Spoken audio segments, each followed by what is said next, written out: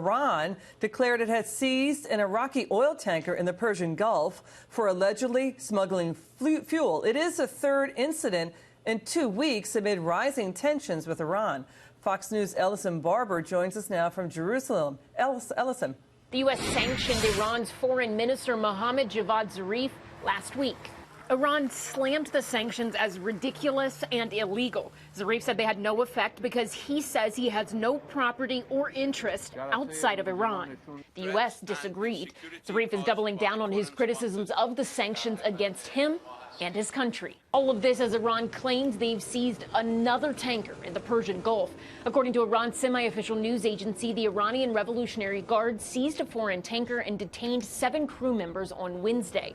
Iran says it was an Iraqi ship illegally smuggling 700,000 liters of fuel.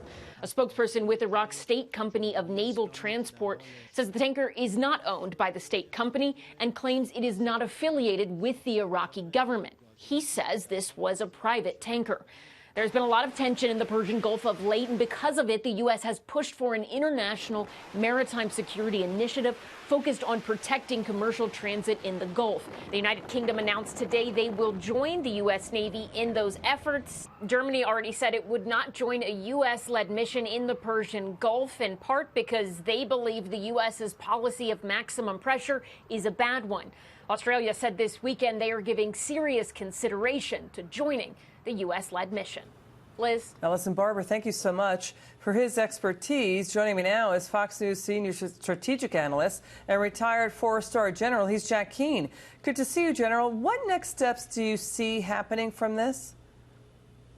Well, I don't think the strategy that the Iranians are using here is going to succeed. I mean, clearly what they're attempting to do is create an economic crisis by interrupting the flow of oil through the Persian Gulf, because it's going to have some impact on the world economy if they can achieve that end. They sabotaged 6 tankers to do the very same thing. It backfired on them because they got caught, and it did not disrupt the flow of oil. Here, because of the coalition that's forming, I don't think they're going to be able to succeed, because that will push back on the Iranians. They don't want to get into a gunfight, certainly with U.S. or international aircraft, fighter aircraft out there, or protection ships, frigates and destroyers. So that's number one. But everything the Iranians have tried, Liz, is sort of backfired. And what they're trying to do strategically is put pressure on the United States to remove the sanctions because of the crisis they're trying to create.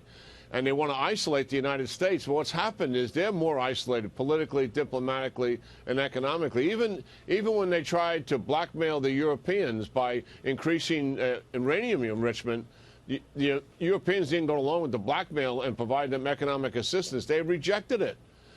So the United States has more people working with it than when this crisis began, and that's something the Iranians did not anticipate. Yeah, that's quite a development, General. That's a great point you just made. And by the way, how many tankers can Iran seize in order to create a crisis when the U.S. oil boom is lowering prices? You know what I mean? So what effect can that strategy have? I'd like to switch gears, sir, if I may.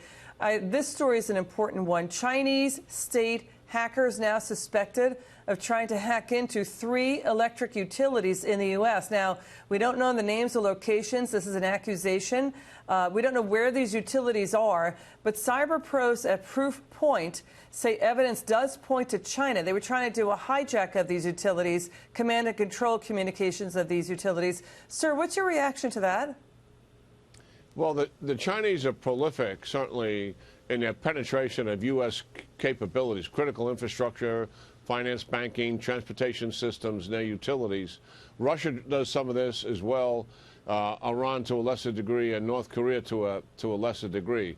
But the Chinese have significant interest in this.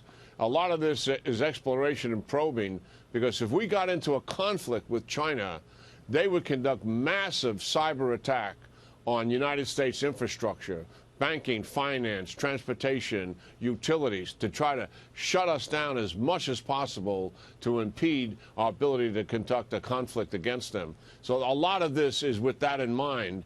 And they do millions of probes a day into the United States. Not thousands, not hundreds of thousands, millions. And that's the reality of what has taken place here. General, you make an important point because to what you just said, alongside that, we have North Korea again today launching 2 short-range ballistic missiles from its west coast.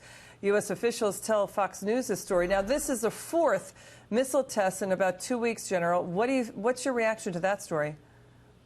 Yeah, well, the North Koreans, this is, again, part of their playbook. They're belligerent. They take belligerent acts, rhetoric to support it.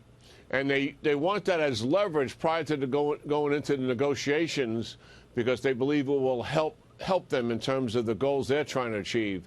The Hanoi summit blew up in their face because they expected to get sanction relief and they got nothing.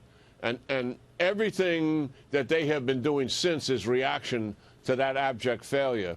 I do believe the administration should call this out. I don't agree with the president minimizing short-range missiles because short-range missiles can do considerable damage to South Korea and Japan, and we've got to back our allies in that situation. And we have a military base this there, is preparing right? for negotiations. We have a military base just outside Seoul, right? Sorry, General. We have a military base in South Korea, right by Seoul, correct? We have many military bases in South Korea. The ones near Seoul, we pulled back from. We used to be right up on the DMZ. So that situation is certainly tenuous in the event that there was a conflict there. Clearly, being within 75 miles of Seoul, North Korea long-range artillery and all their missiles can do considerable damage, not just to that massive city in Seoul, but to U.S. bases as well. General, thanks so much for joining us, and thank you for your service to our country. Great to see you, sir.